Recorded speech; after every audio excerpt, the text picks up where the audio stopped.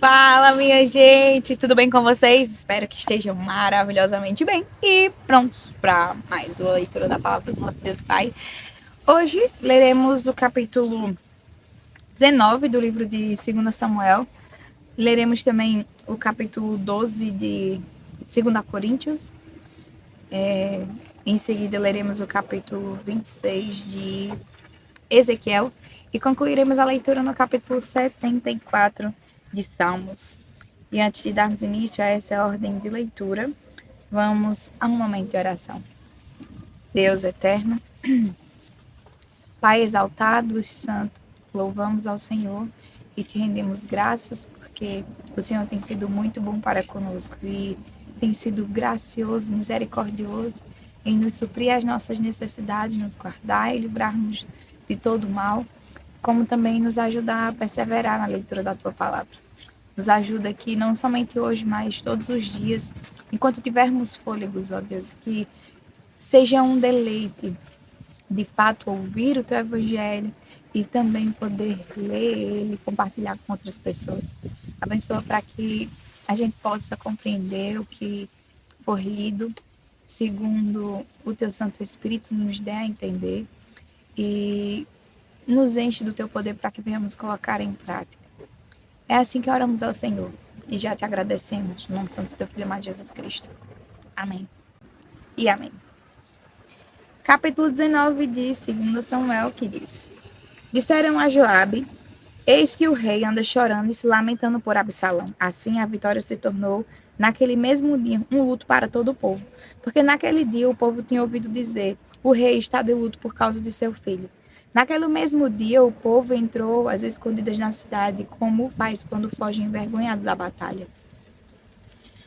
O rei tinha coberto o rosto e exclamava em alta voz: Meu filho, Absalão, Absalão, meu filho, meu filho. Então Joabe entrou na casa do rei e lhe disse: Hoje o rei envergonhou a face de todos os seus servos, que hoje mesmo livraram a sua vida, a vida de seus filhos e de suas filhas, e a vida de suas mulheres e de suas concubinas. Você ama os que o odeiam e odeia os que o amam. Hoje dá a entender que os seus comandantes e soldados não têm qualquer valor. Porque agora, entendendo que se Absalão estivesse vivo e todos nós hoje estivéssemos mortos, então você estaria contente. Agora levante-se, saia e diga uma palavra de encorajamento aos seus soldados. Juro pelo Senhor que se não sair, nenhum só homem ficará com você esta noite. E este mal seria maior do que todos que têm vindo sobre você desde a sua mocidade até agora. Então o rei se levantou e sentou-se junto ao portão da cidade. E anunciaram isto a todo o povo, dizendo: Eis que o rei está sentado junto ao portão da cidade. E todo o povo veio apresentar-se diante do rei. Ora, Israel havia fugido, cada um para a sua tenda. Todo o povo, em todas as tribos de Israel, andavam discutindo entre si, dizendo: O rei nos tirou das mãos dos nossos inimigos, livrou-nos das mãos dos filisteus, e agora fugiu da terra por causa de Absalão. Absalão, a quem ungimos sobre nós, morreu na batalha. Agora, por que vocês estão calados e não fazem com que o seu rei volte? Então o rei Davi mandou dizer aos sacerdotes Zadok e Abiatar: Perguntem aos anciãos de Judá, porque vocês seriam os últimos a trazer o rei de volta ao seu palácio, visto que aquilo que todo Israel dizia já chegou aos ouvidos do rei. Vocês são meus irmãos, são do mesmo povo que eu. Por que então seriam os últimos a trazer o rei de volta? Digam a Amasa: Você não é da mesma família que eu? Que Deus me castigue, se você não vier a ser para sempre comandante do meu exército em lugar de Joabe. Com isto o rei moveu o coração de todos os homens de Judá, como se fossem um só homem, e mandaram dizer ao rei: Voltem com todos os seus servos. Então o rei voltou e chegou ao Jordão. E os homens de Judá foram a Gilgal para encontrar-se com o rei, a fim de fazê-lo passar o Jordão. Simei, filho de Gera, benjamita, que era de Baurim, apressou-se e desceu com os homens de Judá a encontrar-se com o rei Davi. Com ele estavam 1000 homens de Benjamim, bem como Ziba, servo da casa de Saul, acompanhado de seus 15 filhos e 20 servos. Entraram no Jordão à vista do rei e o atravessaram, para fazerem passar a casa real e para fazerem o que lhe era agradável.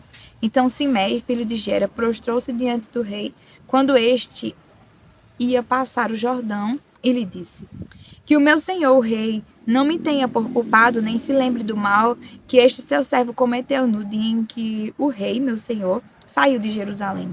Que o rei não guarde isso em seu coração, porque este seu servo sabe que pecou. Por isso, de toda a casa de José, sou hoje o primeiro que veio encontrar-se com o rei, meu senhor. Então Abisai, filho de Zeruia, disse: Será que Simei não deveria morrer pelo que fez? Ele amaldiçoou o ungido do Senhor. Porém Davi disse: Que tenho eu a ver com vocês, filhos de Zeruia? Querem agora se tornar meus adversários? Morreria alguém hoje em Israel? Será que eu não sei que hoje novamente sou rei sobre Israel? Então o rei disse a Simei: Você não será morto. E o rei jurou que seria assim. Também Mefibosete, neto de Saul, desceu a encontrar-se com o rei. Ele não tinha tratado dos pés, nem aparado a barba, nem lavado as roupas desde o dia em que o rei tinha saído até o dia em que voltou em paz. Quando ele chegou de Jerusalém para encontrar-se com o rei, este lhe perguntou: Por que você não foi comigo, Mefibosete? Ele respondeu: Ó rei, meu senhor, o meu criado me enganou, porque este seu servo dizia: Eu vou mandar preparar um jumento e montarei nele para ir com o rei, porque este seu servo é coxo. Além do mais, o meu criado falsamente acusou este seu servo diante do rei, meu senhor. Porém, o rei, meu senhor, é como um anjo de Deus, que faça o que achar melhor. Porque toda a casa de meu pai era digna de morte diante do rei, meu senhor. Mas o rei pôs este seu servo entre os que sentam à sua mesa para comer. Que direito ainda tenho? Que mais posso pedir ao rei? Então o rei disse: Porque você ainda fala dos seus negócios? Eu decido que você e Ziba repartam as terras. Mas Mefibosete disse ao rei: Que ele fique com tudo, uma vez que o rei, meu senhor, já voltou em paz à sua casa. Também Barzilai, o gileadita, desceu de Rogelim e passou com o rei o Jordão para o acompanhar até o outro lado. Barzilai era bem velho, da idade de 80 anos. Ele havia sustentado o rei quando este estava em Manaim, porque era um homem muito rico. O rei disse a Barzilai: Venha comigo, e eu o sustentarei em Jerusalém. Mas Barzilai respondeu ao rei: Quantos serão ainda os dias dos anos da minha vida? Não vale a pena subir com o rei a Jerusalém. Hoje tenho 80 anos. Poderia eu discernir entre o que é bom e o que é mal? Poderia este seu servo perceber o sabor do que come e do que bebe? Poderia eu ainda ouvir a voz dos cantores e cantoras? E por que este seu servo se tornaria ainda um peso ao rei, meu senhor? Este seu servo irá com o rei só um pouco além do Jordão. Porque o rei iria me retribuir com alta recompensa, desde que seu servo volte, e morrerei na minha cidade e serei sepultado junto de meu pai e de minha mãe. Mas aqui está o seu servo Quimã. Desde que ele passe com o rei, meu senhor, faça por ele o que achar melhor. O rei respondeu: Quimã passará comigo, e eu farei por ele o que você achar melhor. E tudo o que você me pedir, isso farei por você. Todo o povo passou o Jordão, e o rei também passou. E o rei beijou Barzilai e o abençoou. E Barzilai voltou para casa. Dali, o rei foi para Gilgal, e Quimã foi com ele. Todo o povo de Judá e metade do povo de Israel acompanharam o rei. Eis que todos os homens de Israel vieram falar com o rei e lhe disseram: Por que os nossos irmãos, os homens de Judá, roubaram o rei e o trouxeram para este lado do Jordão, com a casa dele e todos os servos de Davi? Então todos os homens de Judá responderam aos homens de Israel: Porque o rei é nosso parente, e por que estão irados por causa disso? Será que comemos à custa do rei, ou ele nos deu algum presente? E os homens de Israel responderam aos homens de Judá e disseram: Nós temos 10 vezes mais direito sobre o rei do que vocês, e Davi é mais nosso do que de vocês. Por que então fizeram pouco caso de nós? Não fomos nós os primeiros a falar em trazer o nosso rei de volta? Porém, a palavra dos homens de Judá foi mais dura do que a palavra dos homens de Israel. Capítulo 12 do livro de 2 Coríntios. Se é necessário que eu me glorie, ainda que não seja conveniente, vou falar a respeito das visões e revelações do Senhor. Conheço um homem em Cristo que há 14 anos foi arrebatado até o terceiro céu. Se isso foi no corpo ou fora do corpo, não sei, Deus o sabe. E sei que este homem, se no corpo ou sem o corpo, não sei, Deus o sabe, foi arrebatado ao paraíso e ouviu palavras indizíveis, que homem nenhum tem permissão para repetir. Desse eu me gloriarei, não porém de mim mesmo, a não ser nas minhas fraquezas. Pois se eu vier a gloriar-me, não serei louco, porque estarei falando a verdade. Mas evito fazer isso para que ninguém se preocupe comigo mais do que vê em mim ou do que ouve de mim. E para que eu não ficasse orgulhoso com a grandeza das revelações, foi-me posto um espinho na carne, mensageiro de Satanás, para me esbofetear, a fim de que eu não me exalte. 3 vezes pedi ao Senhor que o afastasse de mim. Então ele me disse: a minha graça é o que basta para você, porque o poder se aperfeiçoa na fraqueza.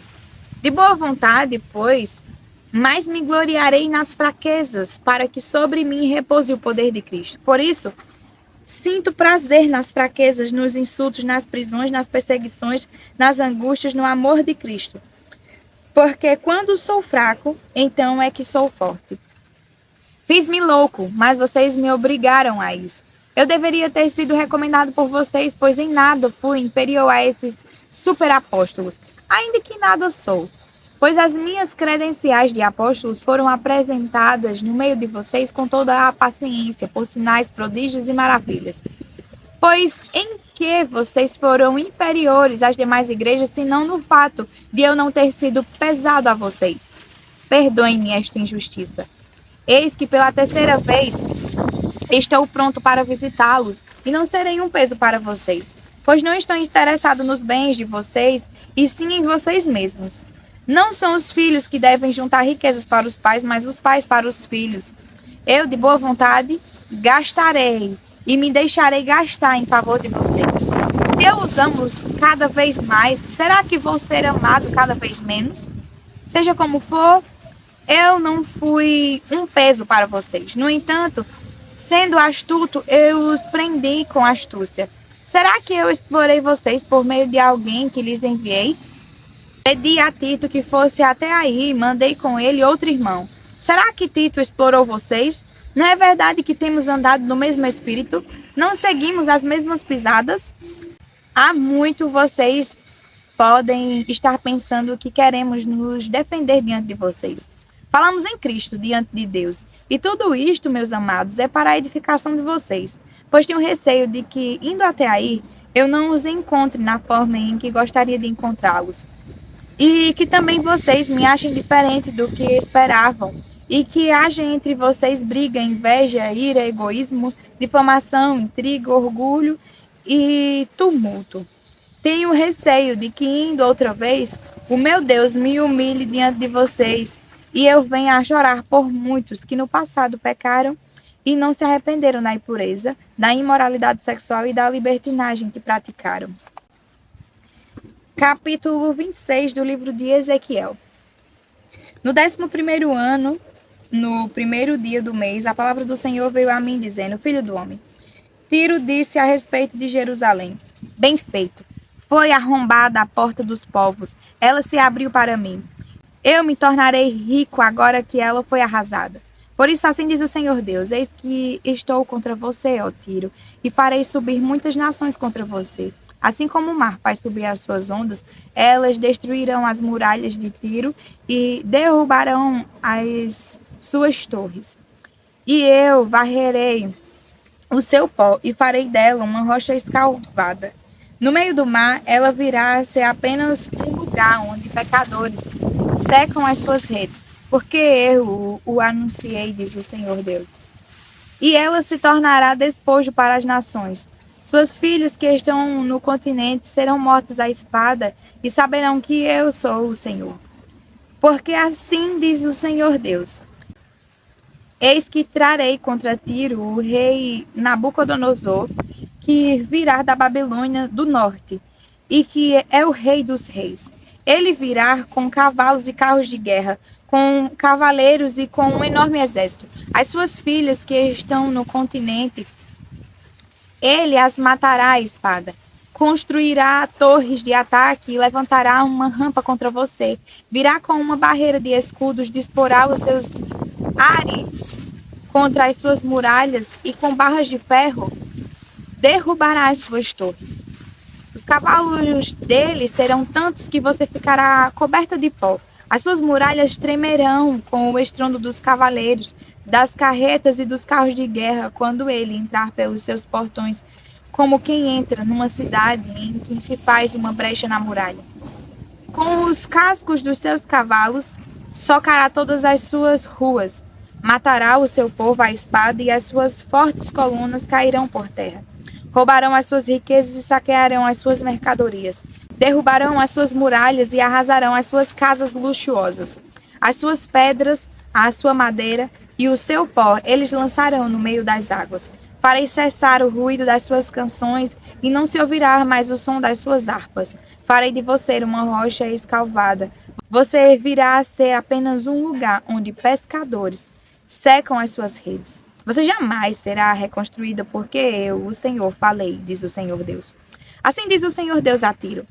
Não é fato que as terras do mar tremerão com o estrondo da sua queda, quando gemerem os feridos, quando se fizer espantosa matança nas suas ruas? Todos os príncipes do mar descerão dos seus tronos, tirarão de si os seus mantos e despirão as suas roupas bordadas. Eles se vestirão de tremores, ficarão sentados no chão, tremendo sem parar, e ficarão espantados por causa de você. Farão uma lamentação sobre você, dizendo: como você está destruída, ó bem povoada e afamada cidade, que dominava os mares, você e os seus moradores, que atemorizavam todos os que moram ali. Agora as ilhas tremem no dia da sua queda. As ilhas que estão no mar ficam assustadas com a sua ruína. Porque assim diz o Senhor Deus: quando eu fizer de você uma cidade arrasada, como as cidades que não são habitadas, quando eu fizer o abismo vir sobre você e as muitas águas as cobrirem, então farei você descer com os que descem a cova ao povo antigo. Eu a farei habitar nas partes mais baixas da terra, em lugares desertos antigos, com os que descem a cova, para que você não seja mais habitada, e crie coisas gloriosas na terra dos viventes. Farei de você um grande espanto, e você deixará de existir. Quando a procurarem, você jamais será encontrada, diz o Senhor Deus. Capítulo 74 do livro de Salmos. Ó Deus, por que nos rejeitas para sempre? Por que se acende a tua ira contra as ovelhas do teu pasto? Lembra-te da tua congregação, que adquiristes desde a antiguidade, que remiste para ser a tribo da tua herança. Lembra-te do Monte Sião, no qual tens habitado. Dirige os teus passos para as ruínas perpétuas, para tudo de mal que o inimigo fez no santuário. Os teus adversários bramam nos lugares das assembleias e erguem as suas próprias insígnias como sinais. Parecem-se com os que empunham os seus machados no espesso da floresta. E agora, com os seus machados e martelos, destroem todos os entalhes de madeira. Incendeiam o teu santuário, profanam a morada do teu nome, arrasando-a até o chão. Disseram no seu coração: acabamos com eles de uma vez. Queimaram todos os lugares santos de Deus na terra. Já não vemos os nossos sinais. Já não há profeta, nem há entre nós quem saiba até quando isso vai durar. Até quando, ó Deus, o adversário nos afrontará? Será que o inimigo blasfemará o teu nome para sempre? Porque retiras a tua mão, sim, a tua mão direita, e a conservas no teu seio. Mas Deus é o meu rei desde a antiguidade. Ele é quem opera feitos salvadores no meio da terra. Tu, com o teu poder, dividistes o mar. Esmagaste sobre as águas a cabeça dos monstros marinhos, despedaçastes as cabeças do Leviatã e o destes por alimento às criaturas do deserto. Tu abristes fontes e ribeiros, secastes rios caudalosos. Teu é o dia, tua também é a noite. A luz e o sol, tu os formastes. Fixastes os confins da terra, verão e inverno tu o fizestes. Lembra-te disto: o inimigo tem insultado o Senhor e um povo insensato tem blasfemado o teu nome. Não entregues a rapina à vida de tua pomba, nem te esqueças para sempre da vida dos teus aflitos. Lembra-te da tua aliança, pois os lugares tenebrosos da terra estão cheios de moradas de violência. Não fique envergonhado o oprimido, que o aflito e o necessitado louvem o teu nome. Levanta-te, ó Deus, e defende a tua causa. Lembra-te de como o ímpio te afronta todos os dias. Não te esqueças da gritaria dos seus inimigos, do sempre crescente tumulto dos seus adversários. Amém. Até amanhã para mais um leitura da palavra do Senhor. Fiquem com Deus.